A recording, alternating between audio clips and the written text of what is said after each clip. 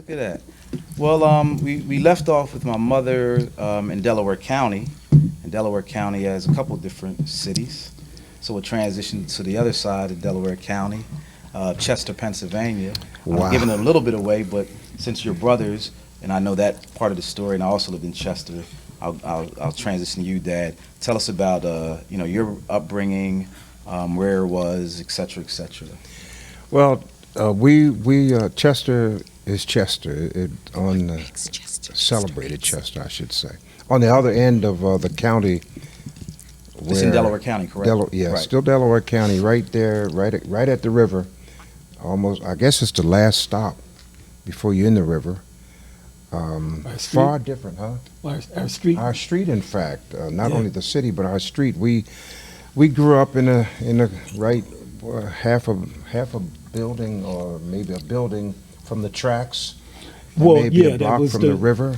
There was the truck lot, Yeah. and then the truck building, then the railroad track, Front Street. Yeah, when Greg says truck lot, we were right there in industry, commerce, the whole nine. But it didn't seem like then. It was just the neighborhood we grew up in. It was a yeah. playground. It was, yeah. We would get out in the truck lot and throw rocks.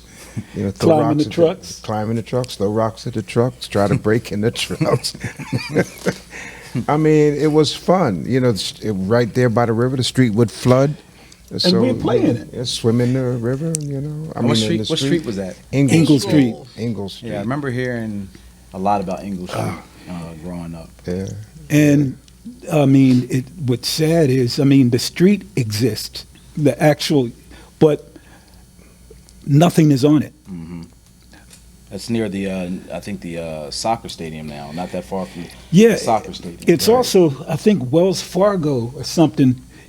I get a bill from there, and I looked at it, and it said Chester, and I'm like, what? Wow. Wow, that's different. Yeah. And I say that's different because when we grew up, Chester was an automobile. Chrysler was there. Ford There was there. industry all up and down the river. Yeah, they moved to Michigan from Chester and all.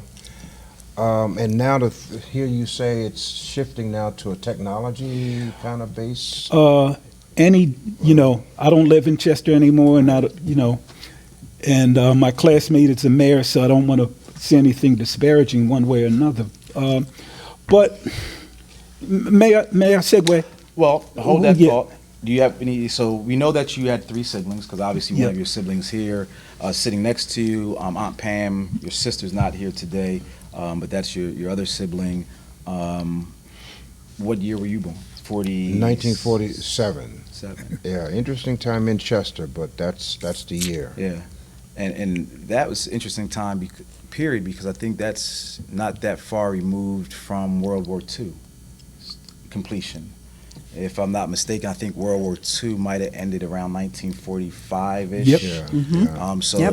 in hindsight, you were only 2 years removed from coming out of a major global war, and you were born. And I think that also contributes to some of the industrial Yep. layout Okay, of yeah. the waterfront of Chester. Because Yeah. sometimes when I'm in Jersey and I've come back across, and I come across the Commodore Barry, Right. you can see the coastline.